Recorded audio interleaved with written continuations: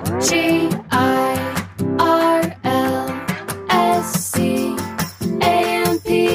Girlscamp.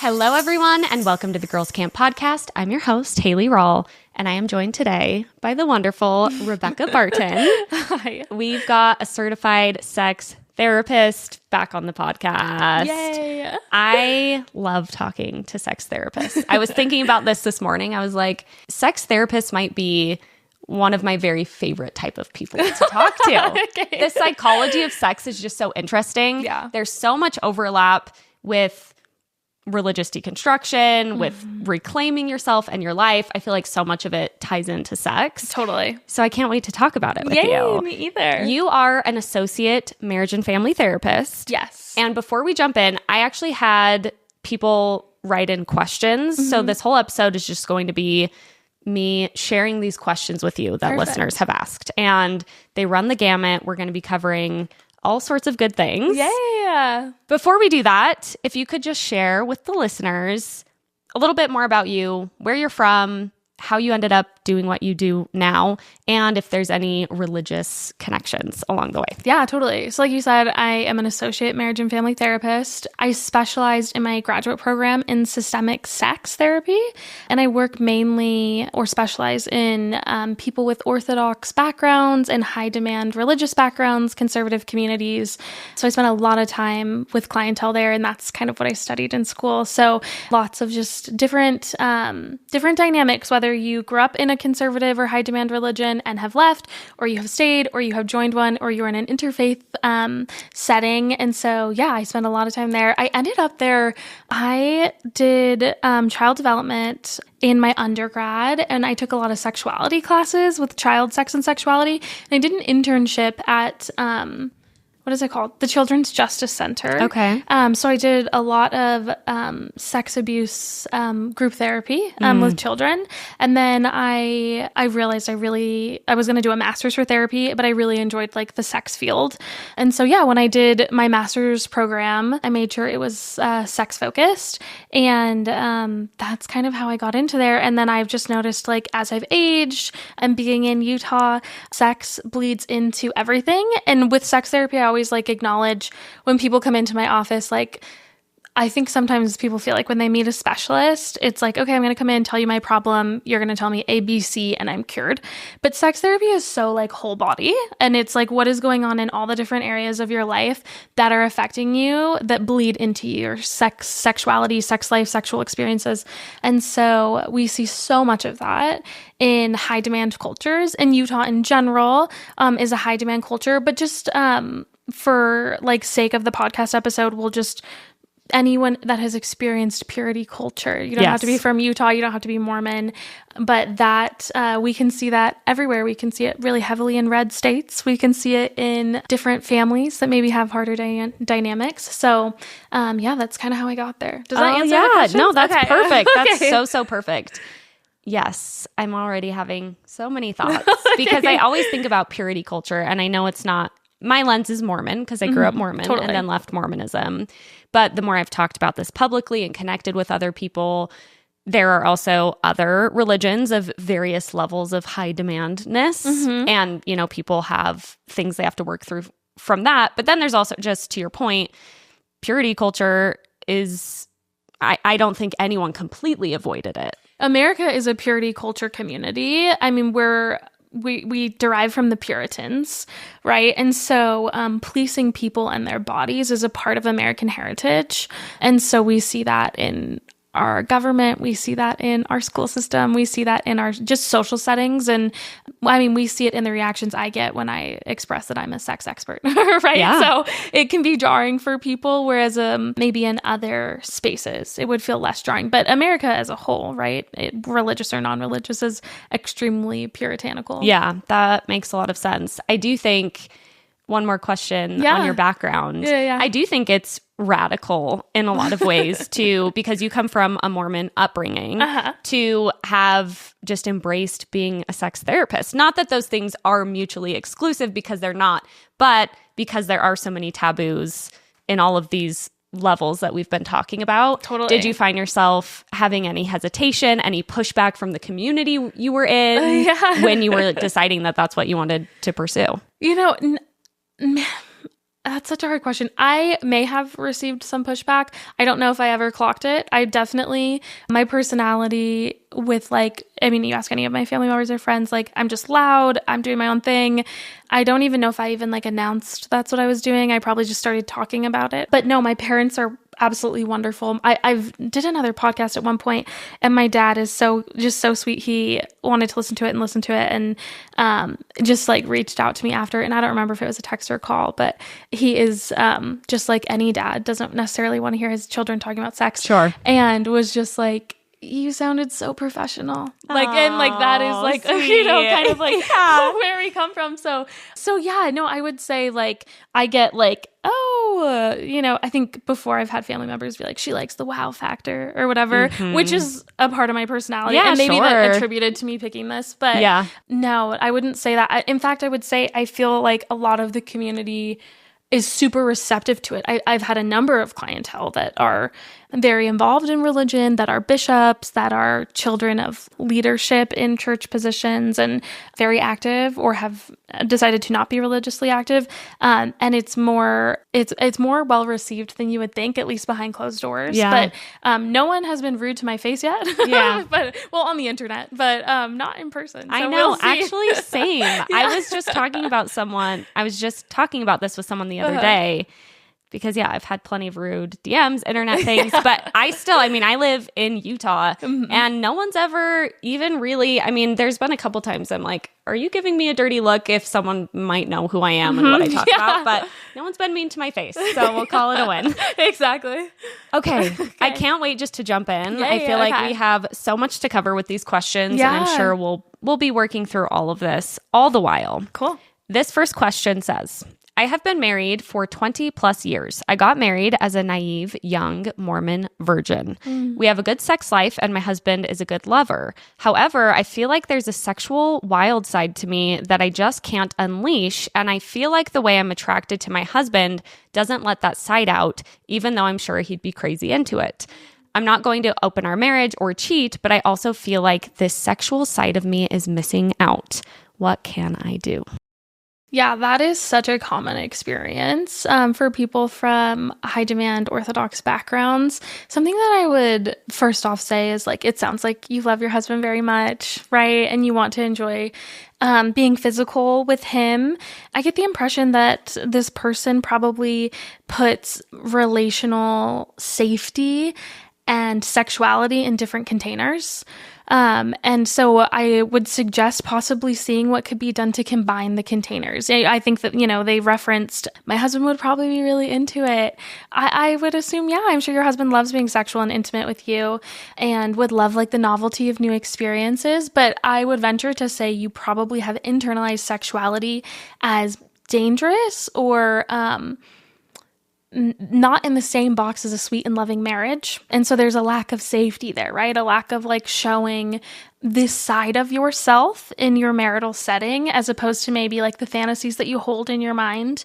And so I would suggest like exploring what feels unsafe with being maybe more erotic around your husband, or a different type of erotic with your husband. And why does that feel unsafe for you? And kind of explore, what is it that feels sexually safe? Why does that feel sexually safe?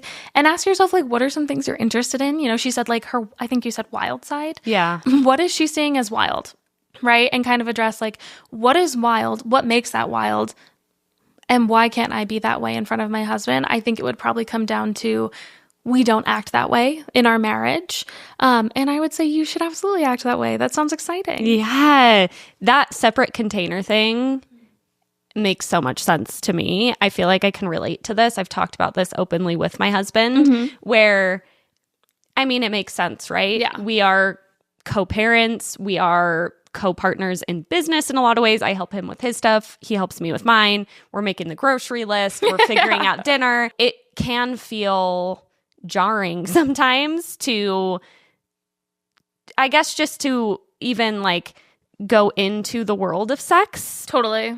because we're in such a different world so much of our day anyway. And then on top of it, which I think you described so well as well, there's this element of, oh, I feel like maybe a different side of me comes out in a way that feels, I think to me and perhaps to this person, it feels very vulnerable, I think. Totally. I think there's something to be said about, hey, let's brush the kids' teeth, and then 20 minutes later asking someone to call you a slut. Yeah. Right? Like, it's a different experience, and it does take a while to transition into that. I would say maybe 20 minutes isn't really feasible for someone newly exploring. I use slut because she said wild, and that's what I'm anticipating she's referencing experiences like that. And so, yeah, I would say like something that comes to mind with that of like how to change the hats more is maybe be okay with wearing hats at different times, but also wearing hats at the same time. Like there's 1,000 versions of you living inside you at once. And if to stay connected to yourself erotically and you're feeling disconnected that day, you need to maybe do something like write out some erotic phrases in a journal that day if you're feeling disconnected, so that when you are presented with a sexual situation, you've already been sitting in that and being connected. Maybe wear more exciting underwear that day, right? Maybe masturbate earlier in the day when the kids are napping. So doing things that feel sexual and pleasure filled to allow yourself to wear like the mom hat or the, therapy hat or whatever your job is, so that you can ease into it a little bit easier when you're presented with those options. But also just like, don't push it. Like if it takes 20 minutes, if it takes an hour, okay. Yeah, it is. Even hearing you talk about it that way, my little prude kind of comes out. It's crazy. I mean, I just think, not that I think anything you said is crazy, but just because in my brain, I do think still of sex as something separate from everything else, which obviously, I mean, I don't know. I would love to hear your thoughts on that, because obviously it's like you need to be appropriate. There's time and a place, but it feels like bringing the, I guess, leaning into eroticism, not just when it's like, okay, we're in the bedroom, we're going to lay down and have sexual intercourse. 100%. I think your next orgasm starts right when your current orgasm ends. Wow. Like, I think your foreplay needs to play into that. I think your sexual wellness and your sexual availability, it bleeds into all facets of your life that aren't inherently physically sexual, that you participate in behind closed doors. We're just naturally sexual beings. We're alive because of a sexual act.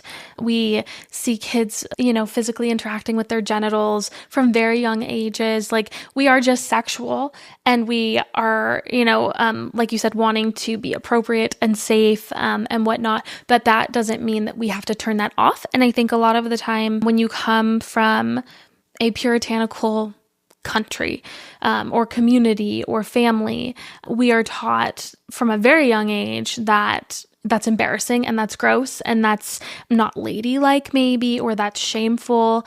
And so then when you show up in a sexual setting that's supposed to feel erotic, and you have your foot on the gas to like go, go, go, and you still can't get there, it's because your foot has been told to be on the brake this whole time. So it's not even putting your foot on the gas, it's taking your foot off the brake. And so that is where a lot of that dissonance comes for a lot of people. But yeah, I think that's a super common experience that you're talking about you're having, Haley. Yeah. So does that make sense? Yeah, absolutely. I am soaking this up like a sponge. Thank you already. I always joke when I have a therapist on, because I'm like, this is just my way to get like really quality free therapy. But I guess the downside of it is then I do share my therapy session with the public.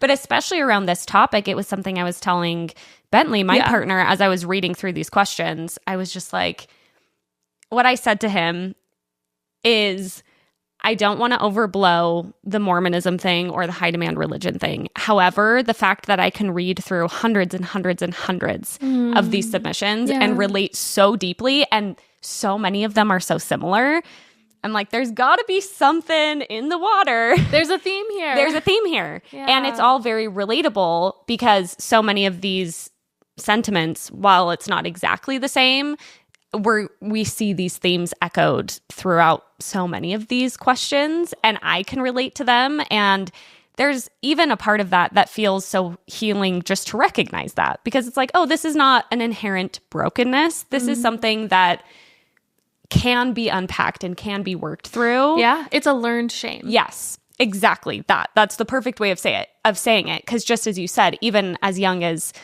when we're children, we're internalizing certain messages about our body, about how we interact with our body. And it's just actually really exciting to think, oh, there's so much more out there. If we can, like you said, kind of learn to ease up on the brake that we've been really conditioned to be pushing. Yeah. Okay, next question. Okay. And this is sort of related, but a little bit different side of things. I'm excited. I've been married to my husband for 15 plus years, and we have a great relationship. As active Mormons, when we married, we have since left the church, we were each other's firsts. As time has gone by, I found myself constantly fantasizing about sex with other men. I love my husband and we could never feasibly open our marriage, and I want to stay married to this man. How do I deal with these feelings and a bit of sadness that I was not able to explore more of my sexuality with others and most likely never will?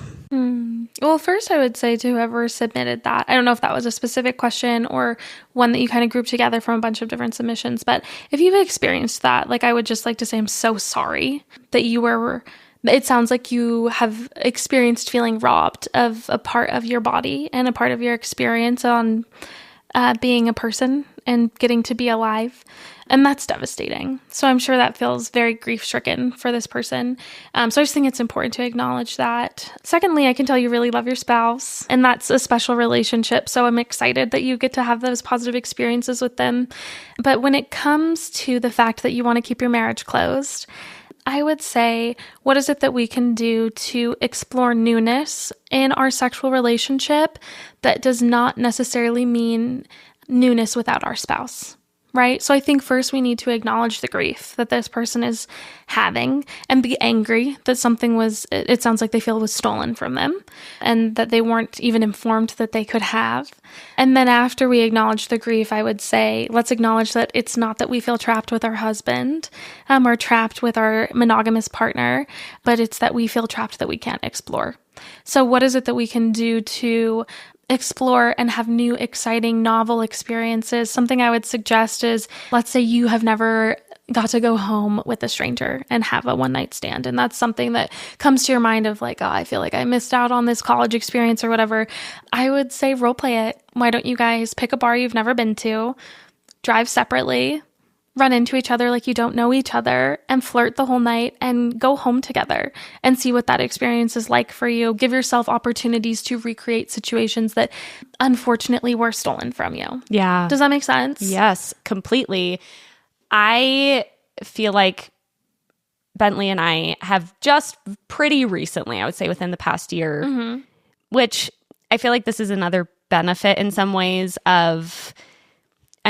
for some quick background, we got married. I was 20, he was 21. We had not had sex with anybody else.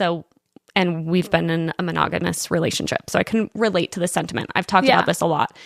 I really appreciate that response too about the depth of that grief, because I think a lot of people, myself included, I feel like if I acknowledge the depth of that grief, then it somehow diminishes the love and the gratitude that I have for the situation I'm in. Yeah. And I would not pick a different situation than the situation I'm in right now. However, that doesn't negate that there's grief. That that when I was 20, I could be experiencing certain things that I didn't experience. And like you said, that I didn't know I could experience. However, I do think that playing into fantasy, it scratches that itch. It's kind of the best of both worlds, totally. I found, because you can kind of pretend you're there, but then you have all of the safety and the comfort and I always joke too, especially as someone with a clitoris, not a penis, which I know this is maybe a stereotype, and correct me on this, but I feel like oftentimes an orgasm is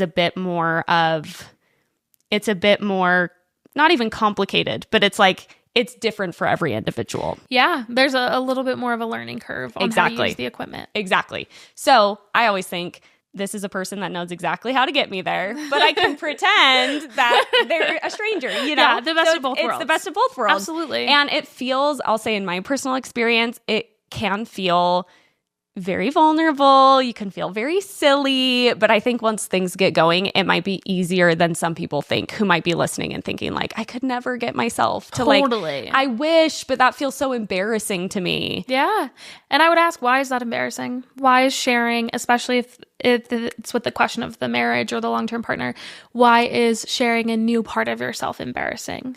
Right? I think that's almost like more erotic and more exciting that there is a portion of yourself that someone that knows you so intimately doesn't know about.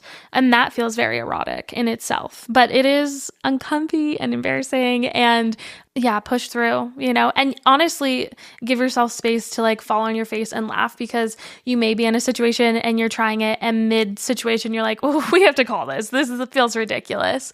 And that's okay. And just be like open to looking like a fool and knowing that you're doing it in the safety of your marriage. Yes. Does that make sense? Yes. I mean, I think that's part of the best of both worlds thing is because if you were having a one night stand, maybe you'd find yourself in a position of, oh, I actually don't like this. But then you're that's maybe a trickier situation than with your partner where you can be like, totally. Actually, I'm just going to act like you're my husband now. I love that advice. I think as well, and I feel like this is what you were saying as well, but I feel like there's like a sexual tension that is created through that longing for what you didn't have that can then be channeled back into your monogamous relationship. Yeah, you can have it together. Yeah. Why not? Yeah, absolutely. I love that. Thank you. Okay, this is a little bit more of like an overarching general question, but I think it's a great thing to address. Someone said, queer people in the Mormon church specifically, I think this also applies to various other religions, are expected to not act on their sexuality if they want to stay in good standing. How would this type of abstinence affect someone, if at all? Yeah, so that is so hard. I can't tell if that person is religiously active or not. It sounds like they're feeling a little nuanced and are trying to navigate their choices. So again, I'm so sorry that you feel like you're in a difficult situation. And I think it's great that you're seeking out information.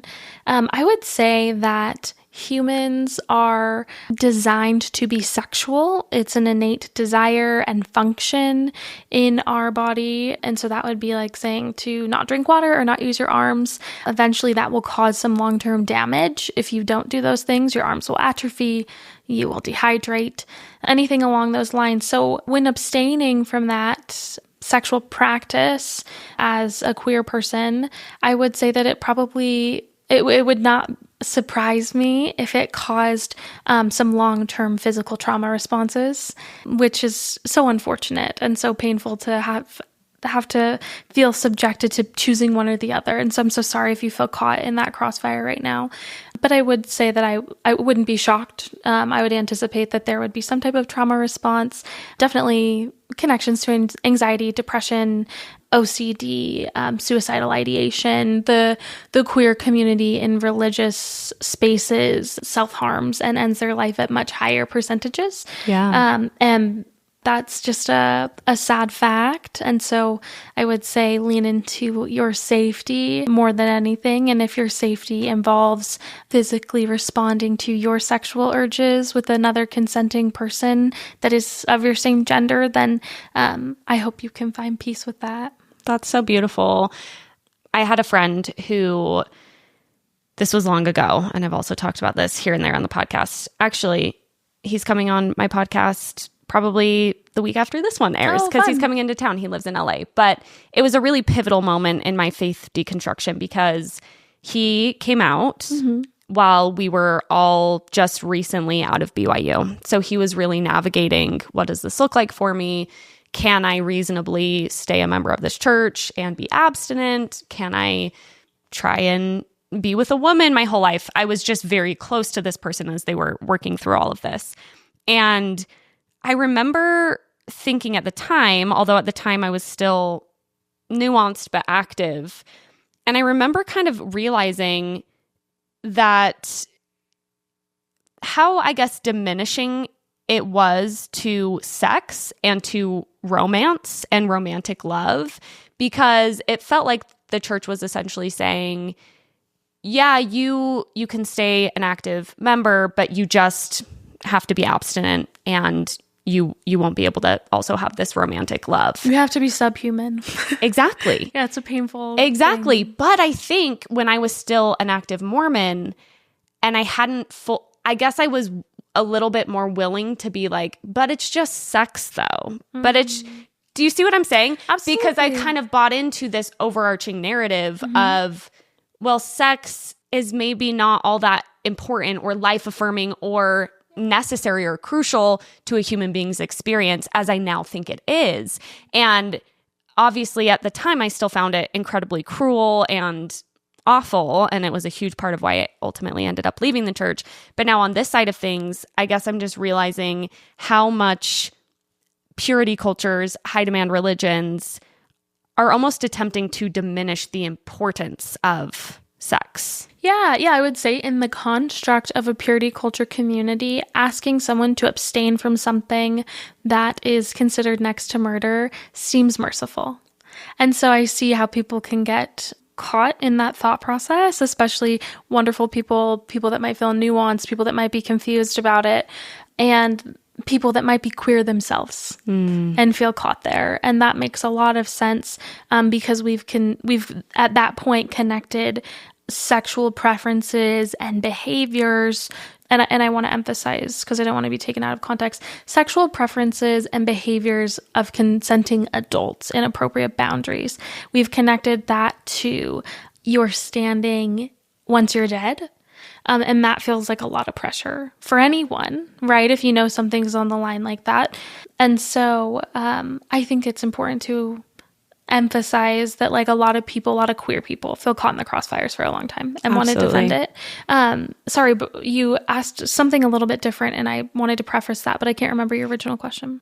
Oh, the diminishing of the importance of sex. Yeah, absolutely. I think sex gets so downplayed. I think you'll hear in a lot of purity cultures, Mormonism, Hasidic Jews, deep Catholicism, lots of stuff, that like sex isn't a secret, sex is sacred, but you're sure talking about it like it's a secret. And like I should be embarrassed, right? And so, you get a lot of your cupcake lessons, your ripped up dollar bills, your chewed gum lessons. And that does not create a narrative of this is important. It creates a narrative of, if we're speaking from a female lens, this is something you will offer your husband. You will not like it as much as him. And so it's not even like this huge deal. And then you might have had a few people say like, it's a special, wonderful thing. Like if your husband's really nice, you could enjoy it at some point. It's a little harder for girls, which sucks. And if you were a man, we also undersell it there. And we say like, men are so much more sexual than women. Men are so visual. Men watch porn. Men, they're going to fail you before you even get married. They're always going to be comparing you to other women, even when you're partnered.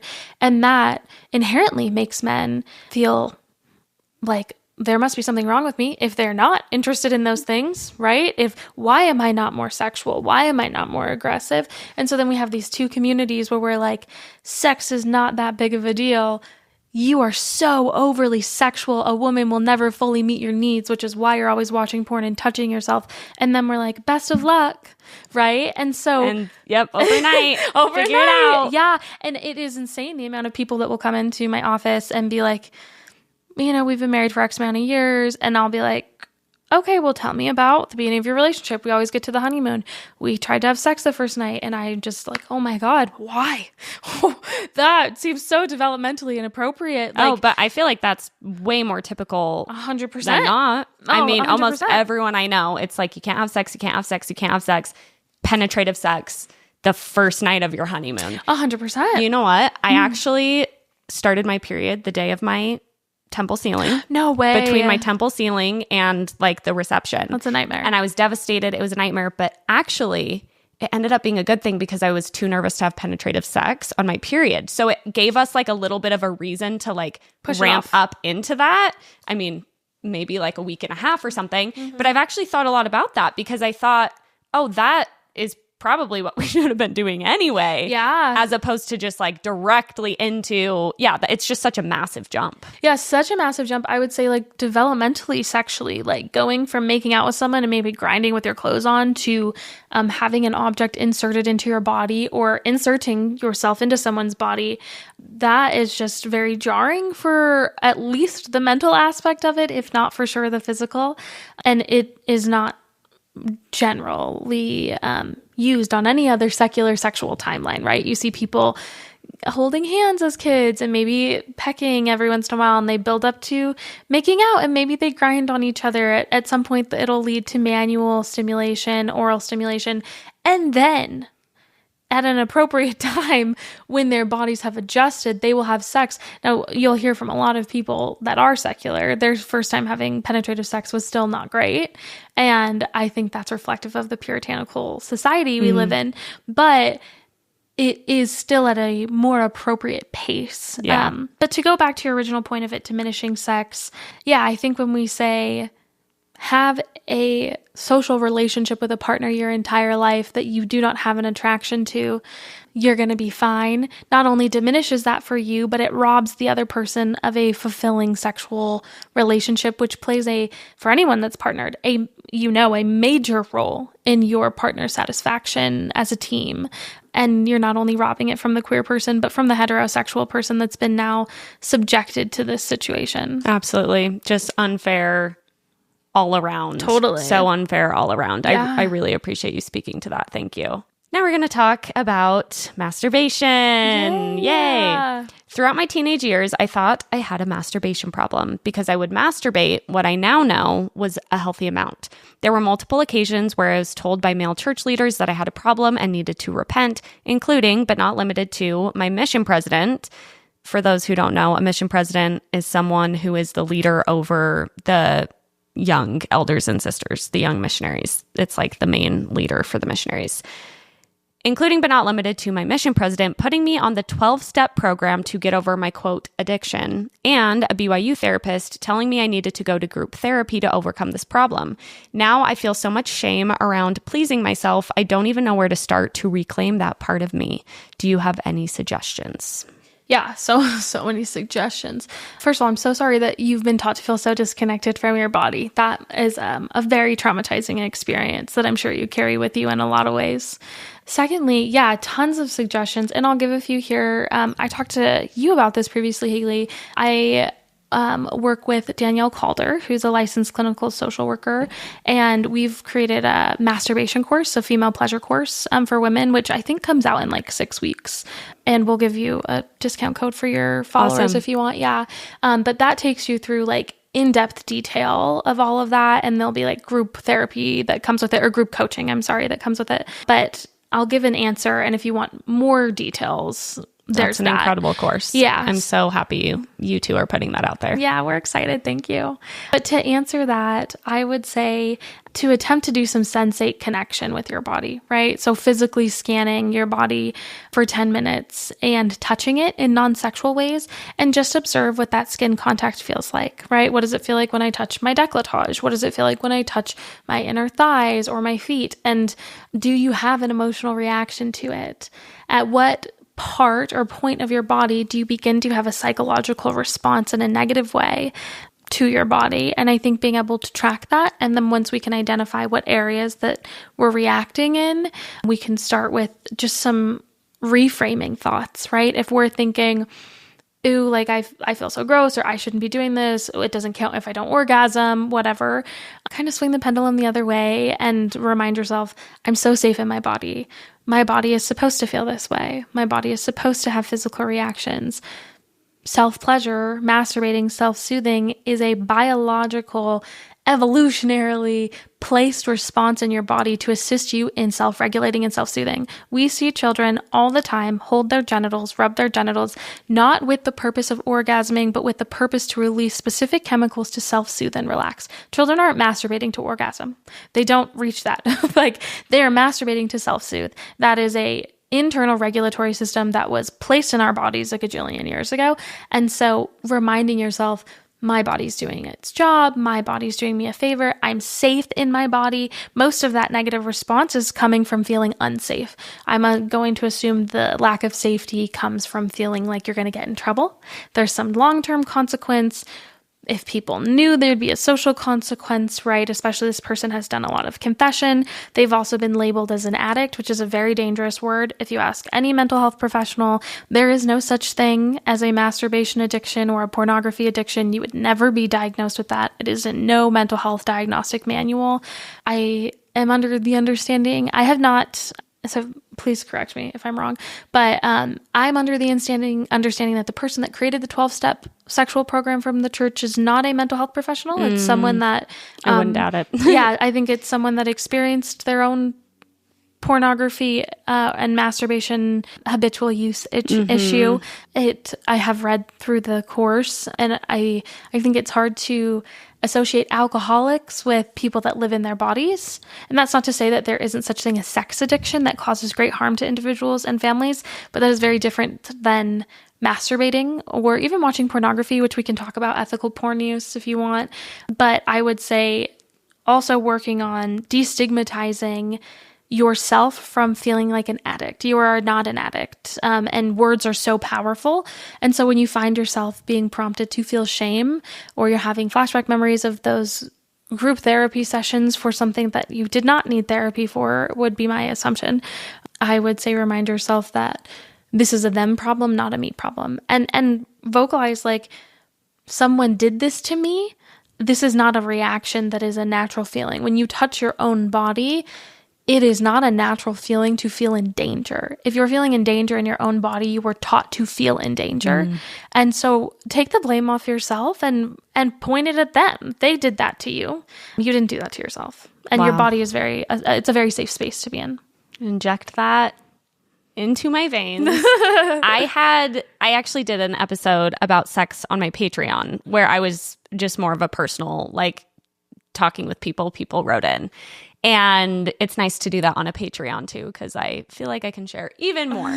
I can link that if anyone's interested. But there was some questions about masturbation, and it hit me kind of like a ton of bricks all at once, how so many of us have been made to feel shame for touching our own bodies. Yeah.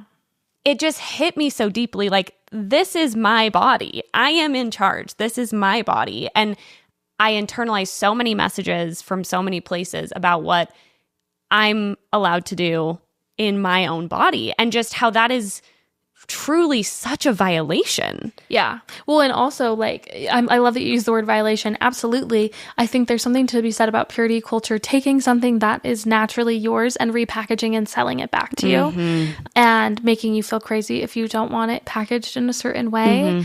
And so it is violating, because you have now from a very young age been exposed to the fact that you are not in charge of your pleasure. Someone else dictates how you're allowed to feel pleasure.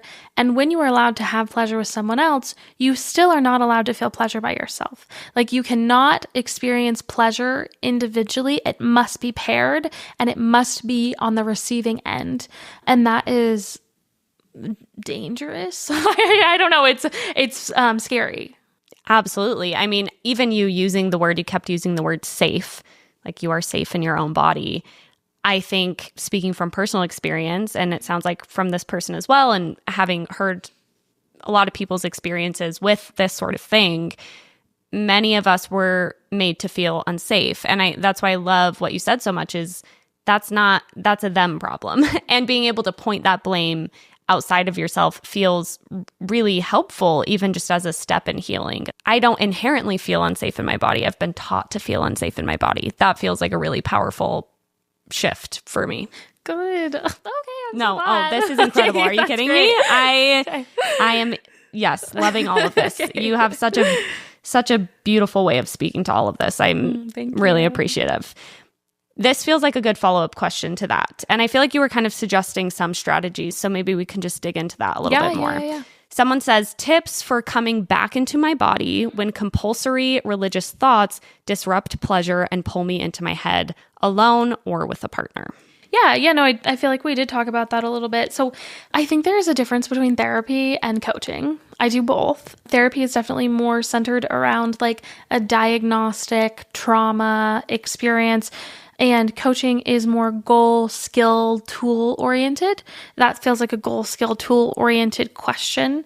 So that is something I typically answer with coaching clients. I would, again, I think we talked about sensate practices, doing a body scan, mindfulness practices. But let's give an example of if you were in a sexual situation with a partner and you're noticing you're starting to feel those guilt or gross feelings, whatever, it's okay to take a pause and maybe be sensual about it and have a practice together where you're like, okay, let's lay down on the bed and talk about what does it feel like to have my back pressed into the bed? What does that feel like on my hips, right? What does it feel like to have someone laying on top of me, right?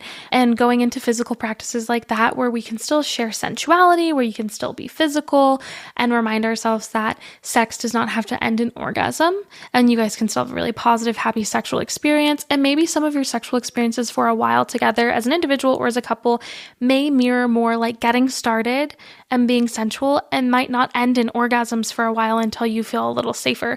Sex is not about orgasms. Sex is about connection, and orgasms are a plus, but it's not a necessity. And I think the way sex was taught is a male genitalia becomes erect, it's inserted into female genitalia, it ejaculates and it's done, right? So ejaculation being the main focus of when sex ends, but sex does not have to be penetrative. It is not penetrative for a lot of queer people ever.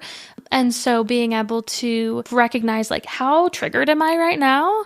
And am I in a space where I can say, you know what, like, why don't we stand in front of the mirror together and you can feel my body instead of being penetrated, right? Why don't we take a bath? How about we give massages, right?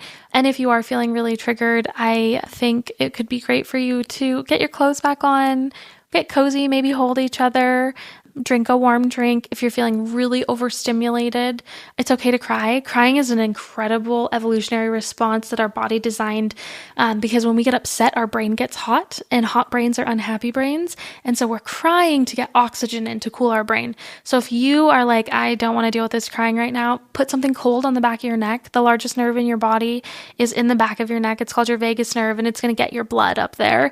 And we want to cool your brain down so that you can get a little more regulated, because we don't want to push through a sexual experience unregulated. That'll teach your body that it can't trust you to make healthy choices. Yeah, I, for some reason, was expecting like just distract yourself. I don't know. It's still a very new. This just goes to show this is like a huge part of what I'm working through in my own therapy right now. Aside from sex, is my therapist just keeps being like, you got to stop pushing through. You got to like take a break, take a beat, take a breath, and let your body process some things. And it's so not, I don't know all the factors that contributed, but I don't want to feel it. It's uncomfortable. I'm trying to push through. I'm trying to distract. I'm trying to like move on, move forward. But unfortunately, those things still live somewhere inside of you. Right? And then the more you do that, then the more, this buildup. Anyway. And we don't want to lose them, right? Like we process our experiences through our eyes. And so like your optic nerve sits on top of your amygdala, which is like fight, flight, sex, freeze, food, sleep. And I almost would describe it, now this is not actually how it physically works, but I would almost describe it like a bridge between the two. And if we're having an experience where our body feels safe, the bridge stays down and we take the information and it comes here, comes to our frontal lobe, we experience it, it's dispersed. When we are not in a place to experience that, the bridge lifts. And so it's not going to get fully there. And that's when we start getting traumatized, because it's like, where do we go? We can't make it across the bridge. Yes, it feels very stuck and then very urgent. Very urgent, which is then why when you re-experience things again, we're feeling a little paralyzed because our brain's like, we didn't process it last time. Is this a safe thing to process now? Yeah. Should we be doing this? I don't know. And so, I would listen to your therapist. I would take a beat and just be like, oh, I think my bridge is coming up. Let's take a pause. Yeah. Well, and I like how you describe that in a sexual setting too, because it feels very intimate to tell your partner like, oh, I actually need a minute, to be able to work through that together, I think is actually so beautiful. And I have found that in my own relationship to be such a blessing and such an honor. in a lot of ways, as much as there's anger and resentment, not at my partner, but at the systems that be, that we have so much to work through, being able to work through things together has been very intimate for us, and intimate in ways kind of in a different way, I guess. Like you were saying, like to be able to just take a minute and slow down and try something maybe you wouldn't otherwise because you're trying to let your body process, I think can be intimate in a completely different way. Yeah, I think there's something erotic about being vulnerable. And I think when we talk about eroticism, we see it as like hypersexual. But I think, being able to share, I'm not here right now with your partner, like I need help coming back into my body, is really, really intimate. I think that's really special. Yeah. That's cool. Yeah, I really like that. And I'm thinking about in a solo sex experience, you could do something entirely similar, but just solo. Yeah, absolutely. I think in a solo sexual experience, what we'll find a lot of the time is like, I am kind of going up, I'm getting aroused, and then I plateau, right? Like I can't even make it past something. And I would ask, like, at what point are you plateauing, right? And when we're starting to plateau, instead of pushing through and being like, well, I'll just touch my genitals more aggressively or try new whatever. Faster. Faster, slower, deeper, whatever. I would say pause and get out your journal. What are you feeling, right? Pause and look at yourself in the mirror, look at your genitals, pause and just lay there and process the experience of like, it's okay that my body is responding this way right now. And remember that even though you don't have a memory of it, it didn't used to. It wasn't designed to respond this way, which means you have a really good chance that you're going to work past this plateau and it is going to learn to function in the way it was designed. You're not going to be trapped there forever. And so I think a lot of the paralyzing feeling comes from the fact of like, I'm never going to learn to orgasm. Yeah. I'm never going to learn to feel good. I'm never going to learn to feel safe. And we go to those extremes, right? And so maybe recognizing, I'm so disappointed this was taught to me. I'm so disappointed that my body still feels unsafe after I've done a lot of work, right? But that's going to change, right? And again, it's redirecting. Validating, but from. Then, encouraging. If you've ever wished that self-help books delivered actual lasting results without having to read dozens and dozens of them, I have a book recommendation for you. It's called The Life Compass: 111 Rules for Navigating Personal Growth by Samir Abdo, and it focuses on turning fleeting inspiration into real and sustainable change. Throughout the book, the author draws on wisdom from great minds like Rumi, Marcus Aurelius, and Robert Greene. I really loved learning from these references especially. It really helps bridge the gap between insight and action because there's 111 practical rules across 11 essential areas of growth, from things like inner peace and authenticity to relationships and conflict. The rules are very clear, memorable, and also backed by real-life examples and reflection tools. Here are some examples. Other people's opinions of you are not your business. And avoid the if-then model for happiness. These are always good reminders, and they are particularly helpful to have practical advice to back them up so you can actually integrate them into your daily life. I think what truly sets this book apart is its unique reflection questionnaire and integration process designed for daily, weekly, or monthly use, and it can be done in just 10 to 15 minutes. It ensures that the things that you're learning aren't just read, but really become part of how you live and grow every day. The Life Compass: 111 Rules for Navigating Personal Growth is available now because finding wisdom is important, but integrating it into lasting change, that's real transformation. Mm-hmm. I think what you said too about this idea of sex being penetrative sex, man reaches orgasm, bonus usually if a woman does, if we're talking about a heteronormative sexual setup. That was one thing. I actually did a very brief stint in sex therapy. I had vaginismus, which, I'm so sorry. Thank you. I've talked a lot about it, and it's actually been so powerful to connect with other people who experience that. In a nutshell, if you haven't heard me do this spiel before, I experienced a lot of pain with sex. I thought that was normal. I experienced pain with sex for like 7 years of my marriage. Oh my God, Haley. I know. I talked to doctors about it too, and they were like, what did they tell me? One of them told me that I might have an allergy to like lube. to lube or to Bentley, my partner's sperm. And I was like, okay, well, I guess, it just is what it is. Finally, after pregnancy, a traumatic birth experience, sex had become pretty excruciating. And I was like, I need to go to sex therapy. So I met with a sex therapist who directed me to a pelvic floor physical therapist. And I realized that I had vaginismus, which, as far as I understand it, you could give a better explanation. It was my brain was not allowing my pelvic floor to relax. So I was holding my pelvic floor so tightly that it was causing a lot of friction when I had sex. And it was a brain... It's a nerve thing. Yeah. Yeah, so a lot of the times we'll have people that experience vaginismus or vulvodynia. Yes, I've since learned about that. And vulvodynia is also a nerve pain where... both of those, it's mental for vaginismus a lot of the time. And then vulvodynia can be like connected to some of the nerve endings in your back. But yeah, almost would recreate like UTI symptoms, but just always burning or itching. But every time you get a culture, it comes back negative. And it is unfortunate because it's not just a Utah thing. It's not a purity culture thing. It's a medical health professional problem of women's bodies are not acknowledged in a medical sphere as seriously as they should be. And there is not a lot of research that has gone into it. Like, I think if you have vaginismus or vulvodynia, I'm sure you felt very hopeless because you'll go online and see so many people saying like, there's no cure, there's nothing we can do. And that is just not accurate. There are people out there that know how to deal with it, but you have to find a specialist. And if you have gone to your normal doctor, your urgent care, your OB, and you're still experiencing that type of pain, I would recommend looking up a vaginismus or vulvodynia specialist in your state. I think there's like 3 or 4 in the Salt Lake, Utah County area. Yeah. And so it might be a while to get in, but it's worth the wait. They could even just your normal doctor could prescribe you some lidocaine cream for a while so that you're not in excruciating pain. No one's genitals should feel like that. No. Yeah. And I mean, you can imagine with already complicated layers of sex that we're talking about. And then you have physical pain on top of it. It's embarrassing to talk about. It's embarrassing to talk about. You feel like there's something wrong with you. It's so brutal. I feel very fortunate because I got paired with this. I was doing sex therapy, which helped a lot, but I got paired with this pelvic floor physical therapist. I'll link her information.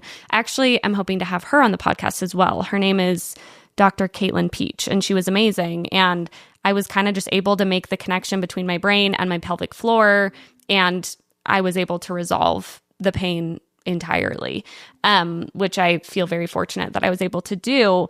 But I remember meeting with a sex therapist at that time, and one thing that she told me that was such a paradigm shifter at that moment was there's no such thing as successful sex. Yeah.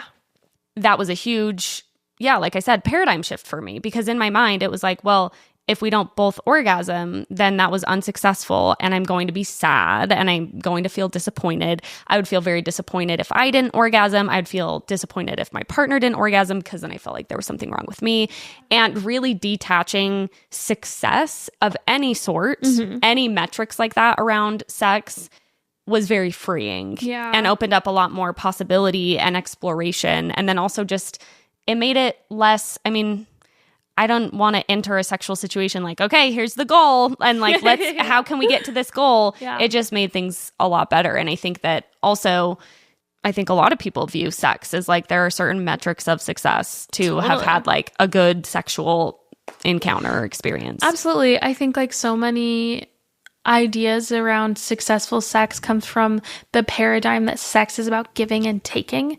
And it's not. It's about sharing at the same time. And so if you feel like I'm supposed to be giving this thing and then your partner doesn't orgasm, or I'm supposed to be taking this thing and my organs literally cannot experience that feeling because it's painful, of course you're going to feel like a failure. But if we see sex as this experience that we can share our bodies and our minds and our souls and our vulnerable moments with a person, no matter the outcome, it was hopefully positive. Yeah, because it was connective. Yeah. We are talking a lot about orgasm, and a lot of people had questions about orgasm specifically. So let me find the one that I have. Okay, this person says, I've never had an orgasm in my life, even though I have good sex. I've had multiple partners and have tried so many different things. And with my current partner, it feels amazing. I just never feel I come close to an orgasm. Could it be related to Mormon trauma? If so, how do I overcome this? Yeah. Well, first of all, congratulations on having good sex. Yeah. That's great. Rock on. Yeah, rock on.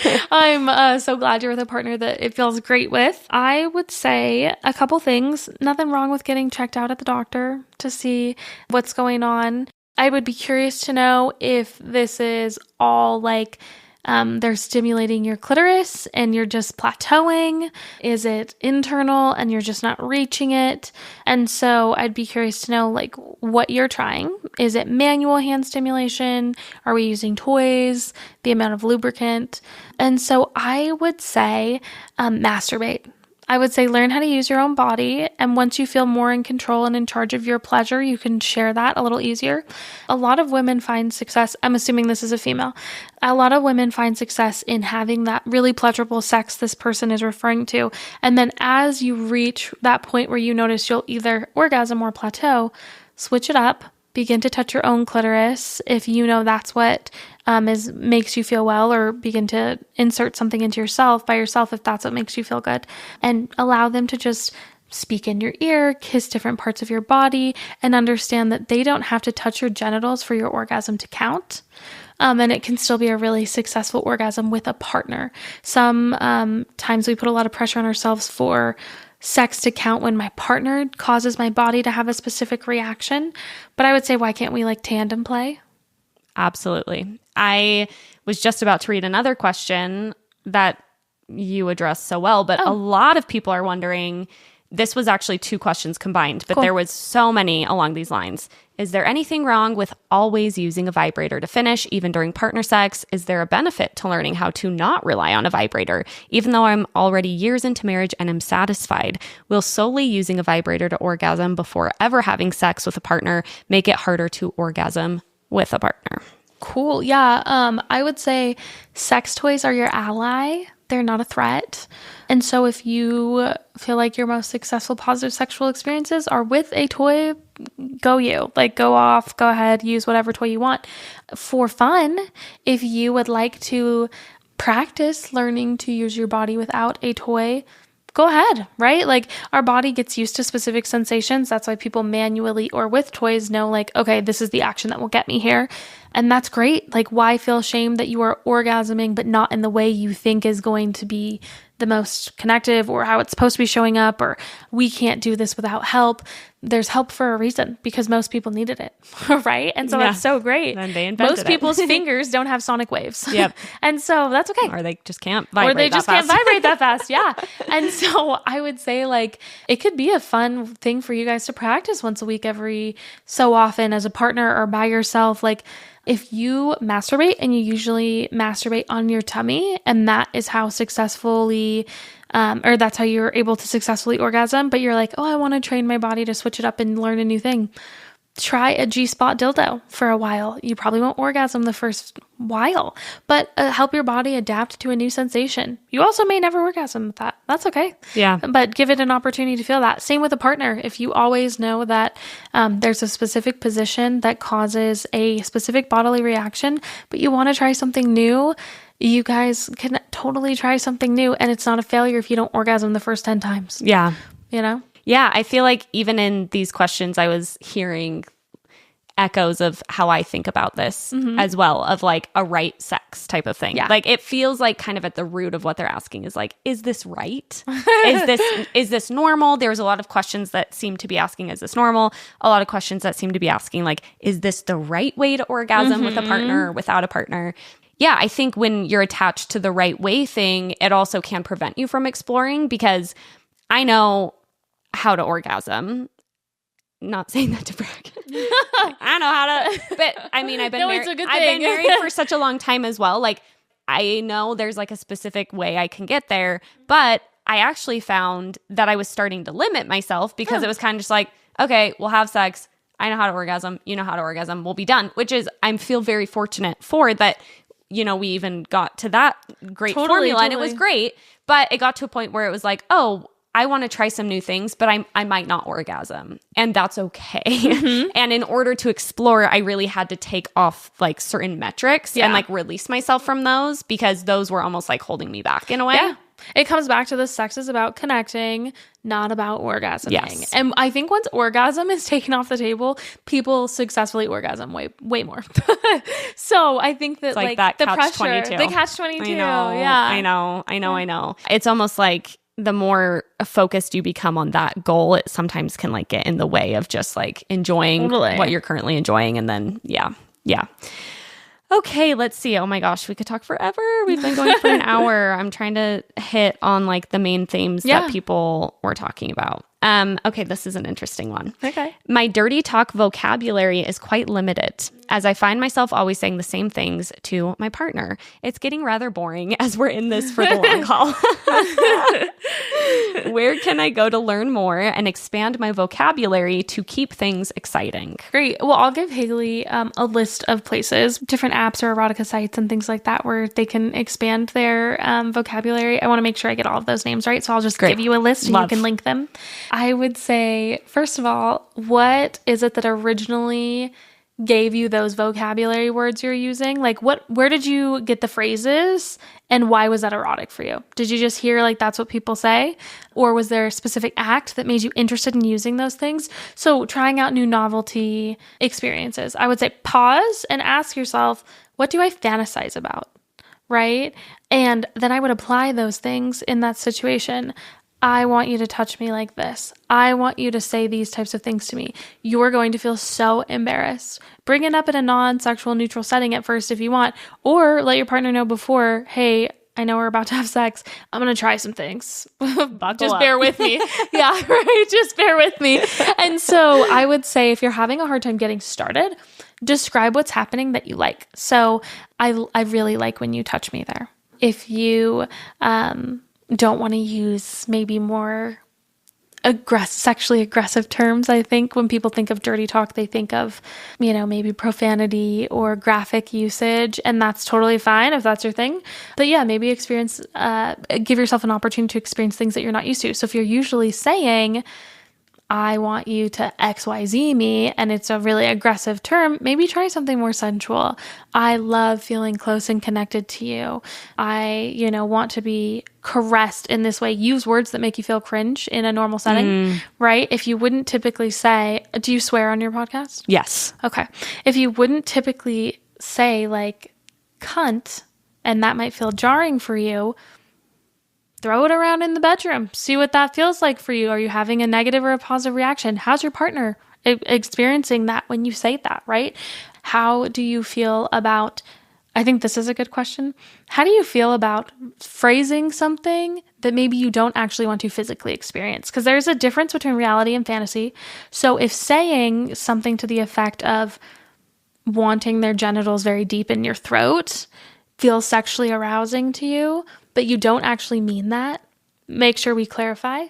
But that can be something that is mentally stimulating for you, right? Yes. And that's okay to vocalize things that are mentally stimulating for you that you don't want to physically participate in. Just make sure that's communicated. So I think sometimes the fear with dirty talk is, I don't want to say this thing because I actually don't want you to do that to me. Yes. But I do want to say it because it causes a physical reaction for me. And it's fun to think about. And it's fun to tell you I'm thinking about it. Mm-hmm. But yes, I don't actually want to do it. Yeah, I'm glad you called that out, because sometimes just vocalizing what's already in your head. Mm-hmm. Because I think a lot of times when you're having partnered sex, you're kind of having your own worlds in your head. Yeah. And I have experienced some shame around that. I think at earlier stages of my relationship, someone actually wrote in a question and they said, what's wrong with me whenever I'm having sex with my partner who I love? I can only orgasm if I imagine I'm having an affair, for example. That was a question. It's a very common thing that comes into my office. Really? Okay, that's good to know. So for that person,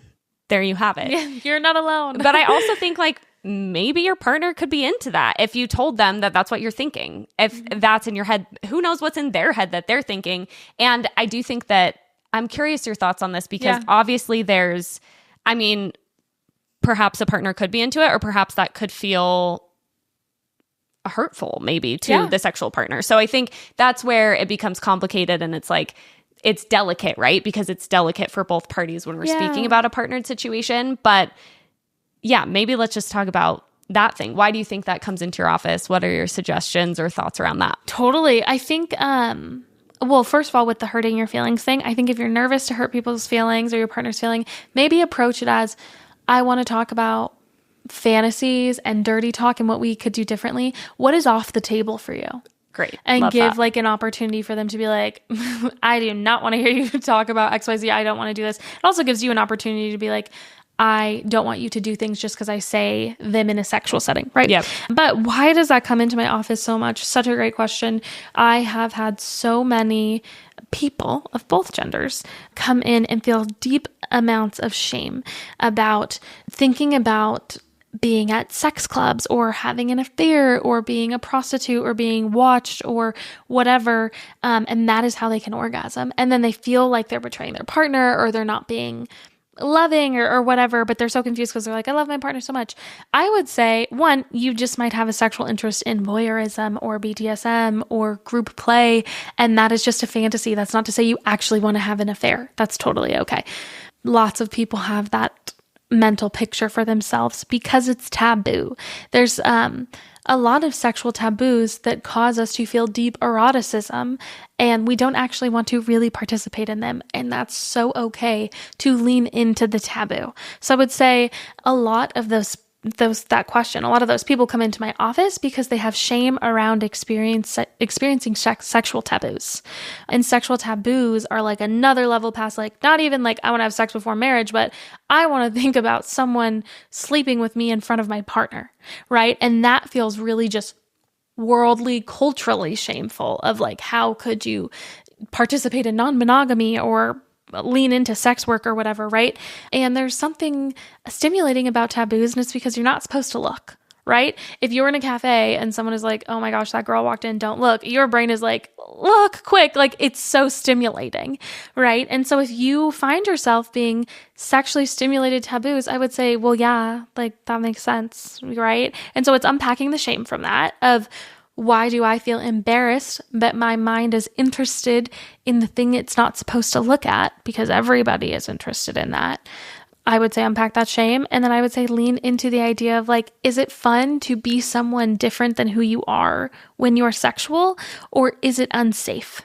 You might just not have a safety feeling with that yet, and you can overcome it. I would also like to caveat, there are so many people that just prefer vanilla sex. Like if you can never get to the idea of like, I want to be polyamorous, I want you to use this huge dildo, whatever, like, okay, like just because you leave conservative backgrounds doesn't mean you have to be like so hypersexual and just break every norm. Like you might just like run of the mill monogamous missionary sex the rest of your life. That's great. And you also might be fantasizing about having an affair. Yeah.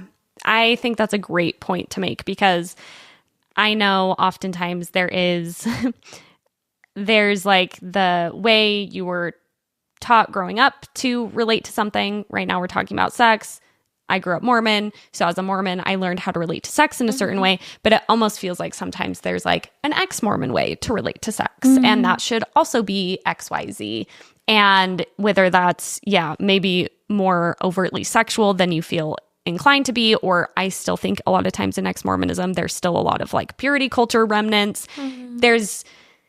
It's nice to take a step back from that and just realize like, just because you leave the high demand religion, I guess is what I'm saying, doesn't mean you can't fall into these traps of like, oh, well, I'm still doing it wrong according to now this new setting or group or culture. Yeah, I think to your point, like there's always that purity culture still there, right? That you're hopefully unpacking.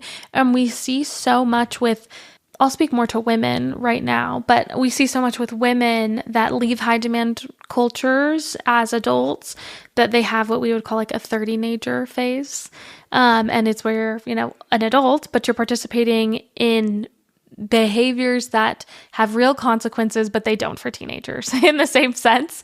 And we see drastic numbers, women that leave high demand conservative communities are oftentimes much more sexual. They'll have many more sexual partners in their life than women raised in secular communities. They'll participate in much higher rates in non-traditional relationship structures. They're much more likely to be in sexually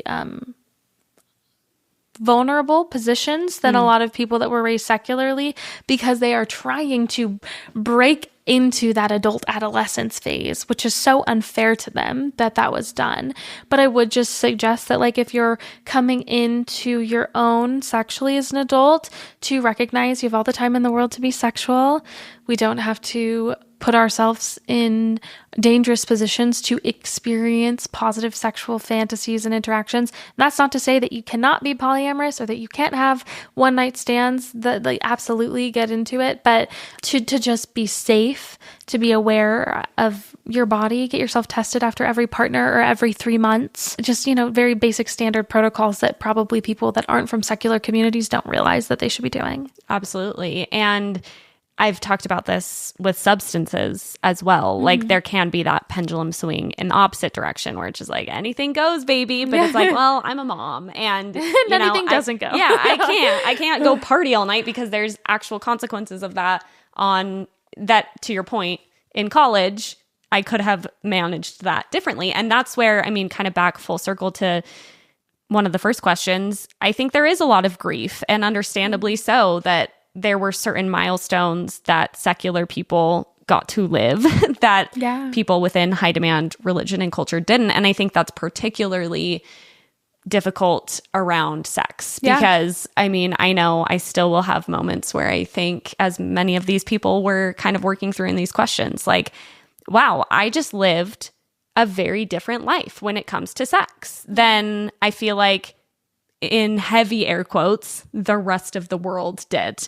Meaning that I feel, I was just at a wedding, and it was in Europe, and most people there were from different parts of the US or from Sweden, where the wedding was.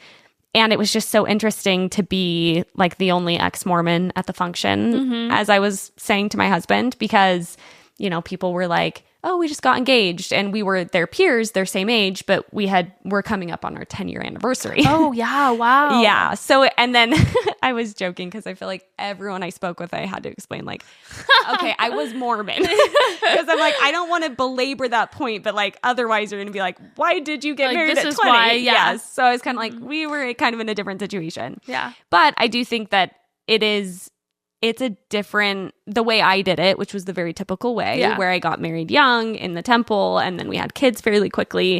I'm like, this is just a very different life experience than so many people experience. Absolutely. Absolutely. Well, and it's not a bad thing. There isn't a right and wrong way to live your life. I think we do the best with the information that we have. And then if we know better, then we can do better. But that's not to say that there is a right way to be alive. And we just all have different experiences. For some people, conservative functionality is really the best course of action for their life. Yeah. And for other people, maybe it's a little more debilitating and they need a little more flexibility. Yeah. And that's okay. Yeah, I love that. The last question I want to ask you, the note I want to end on, and this is quite broad. Yeah. But maybe a little hope core. Like, what is on the horizon for people who are in kind of working through this, as I think many of us are, and I'm sure it's a lifelong journey. There's no arrival point, but I guess I just want to hear your thoughts on, what you see as the benefits as people begin to like really work through these things and unpack these things. Yeah, I think as people begin to work and unpack things in sex coaching or sex therapy, you say hope core, and I would say, there's just so much hope. I've seen so much healing, and I see people, religious and non-religious, learn that they are so lucky to live in a human body, and that there are so many exciting feelings you get to have inside of a human body, and you will get to feel them. And I just hope that you don't ever feel like you're going to be trapped in the mindset that you're in forever. The brain is so malleable.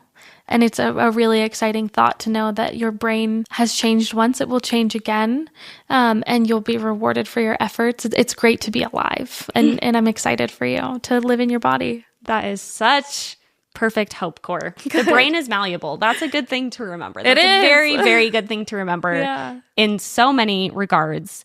But yes, I think particularly when we're talking about sex. Yeah. Thank you. Yeah, thank you. Oh my gosh. So fun. I feel like a collective sigh of relief on behalf of myself and listeners. It just feels so nice to feel understood and validated, but then to also have that encouragement of, I think that's what's so fun about sex too, when we're speaking about sex being so connected to life, is like I was saying, in my journey with sex, now having been partnered for 10 years, I look at the kind of sex we were having and who I was as a sexual person 10 years ago. And I'm like, oh, I can't wait to see 10 years from now, what I can continue to unlock. And so it really is very exciting. Yay, so thank you so much. Yeah, thank you. I will link all the things so people know where to find you. Great. As soon as your masturbation course is out, I will be blasting that across the internet, because I think we all need that.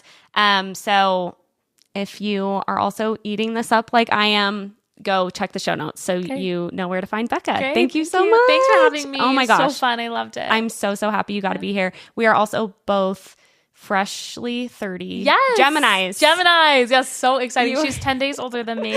You were saying something at the beginning about doing things for shock factor. Yeah. And I'm like, that might be a Gemini thing, because I feel the same way. Like, even with this podcast, people are like, what does your family think? I'm like, I kind of like a little shock factor. What can I like a wow. What can I say? What can I say? So I'm glad we could connect on that. Thank you again. And thanks everyone for listening. Bye. GIRLS